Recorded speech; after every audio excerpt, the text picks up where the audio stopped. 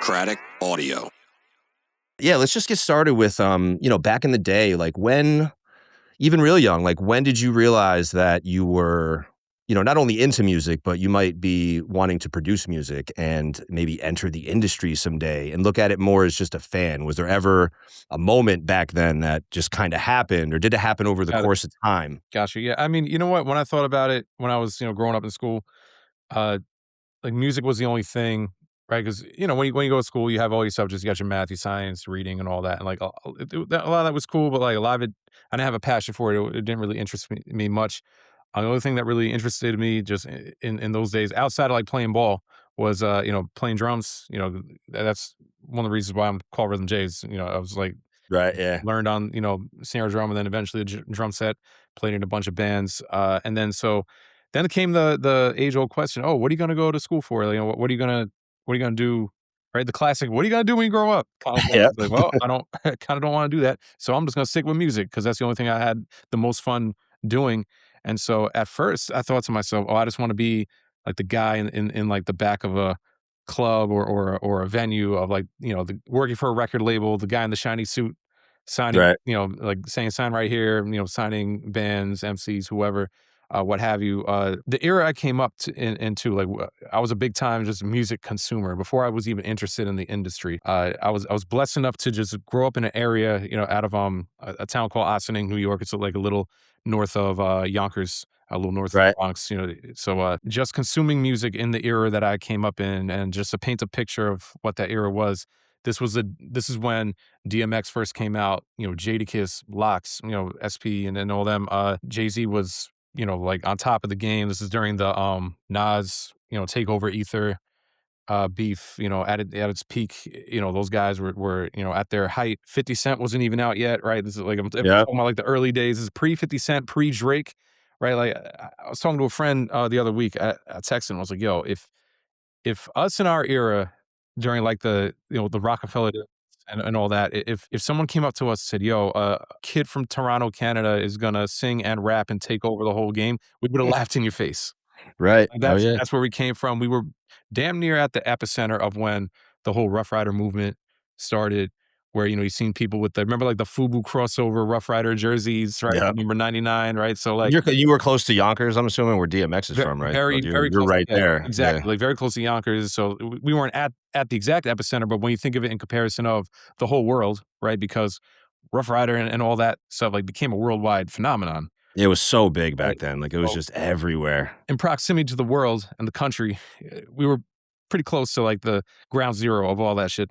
And of course, for me, prior to that, like prior to like all the dudes from Yonkers coming out, I always thought like rap was just like a NYC LA thing.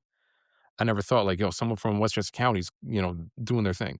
Right. I mean, yes, you had like, like I think Pete Rock is like from Mount Vernon or whatever, but like, at that age, like I'm talking, I was like 13, 14 years old. I'm not gonna know that shit, right? So Right, it yeah. was fun though. It was and that was the first time that we noticed production, right? Where we started noticing, right? So like, Rough Rider Swizz Beats, right? That was like one of the first producer names I recognized, outside of Dr. Dre, obviously. Um, Yeah, it's true. I mean, when they were big, I mean, he was a name that you would hear in a way where you probably wouldn't hear about the producers too much before that. yeah, I mean, you would, but to your point, not as much. yeah, because So he was in that first batch of people that got big for being a yeah, producer, outside of, like, the main, Primo, Pete Rock, all them. yeah, He kinda exactly. came right after that, really, I like. mean, yeah, because when you're like at that age, you're not really checking like, oh, who produced this album, who produced this song. You're just focused on who the artist is, right? We're really picking apart bars where we rewind, but people don't do this anymore. You used to actually rewind records to hear the lyrics back again. Like, oh, what do you say? Yo, go back, check that out. Like people don't do that anymore. It's like, oh, I just listen for vibe. Fuck the lyrics. Like it would never be fuck the lyrics, right? It was without going straight lyrical miracle. Like we would enjoy a punchline, right? We would enjoy the bars to a point where like it was as important as the instrumental. And you know, like aside from RZA, right? That was another one where like he was an artist to himself. So like he was a recognizable name.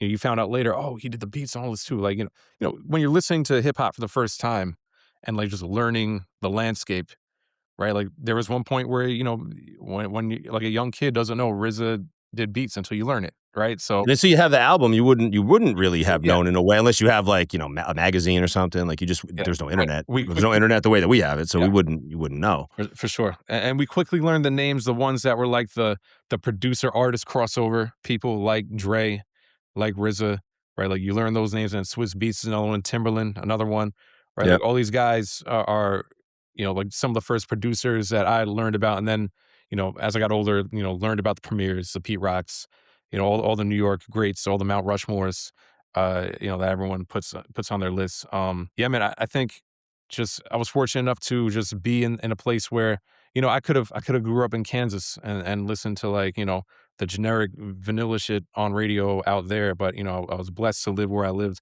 and coming up on the genre that we know and love. And I don't take that for granted. Yeah, I think the same too, at least from where I grew up in Albany. I mean, it's not New York, but it is the capital where, a lot of New York kind of echoes up to Albany, at least for music culture.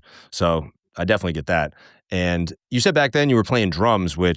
which makes a lot of sense with how your beats are. You have very, so many like fills, and it's the drum programming is always it makes total sense that you play drums. I don't think I knew that up until you told me that. So interesting fact that you started that way. When did you actually start getting into production? And did you start with hardware? Did you go right into software? Like when was that leap made? Got you.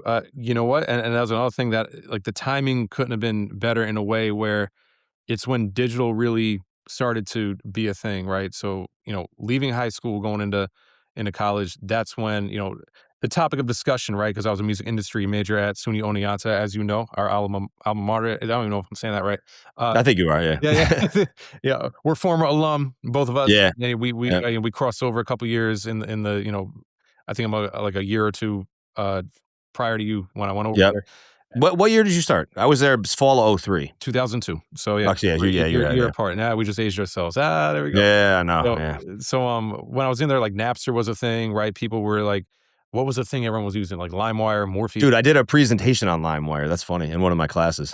That's Yep, crazy. I Yeah. remember that. Yeah. Yeah. So everyone, this is when everyone was like, it was the Wild West of downloading, Yeah, it was crazy. pre-streaming, pre-social media. Facebook wasn't out, YouTube wasn't out. Not to sound like an old man, but so I say all that to say, so like the DAWs were, just it was weird to have a 100% digital record at that time where it was Right. less common, where records were still being done in the studio on analog tape and all that. But I feel like when I arrived and started learning the whole process, it was digital by then. And so I started out on Fruity Loops 4, and Yeah, I think I started off on 3. yeah, I mean, I'm on Logic now. Like I've used Pro Tools crazy, and I really like got a lot better at mixing because of Pro Tools. Logic, you're a little more creative, in my opinion. Right.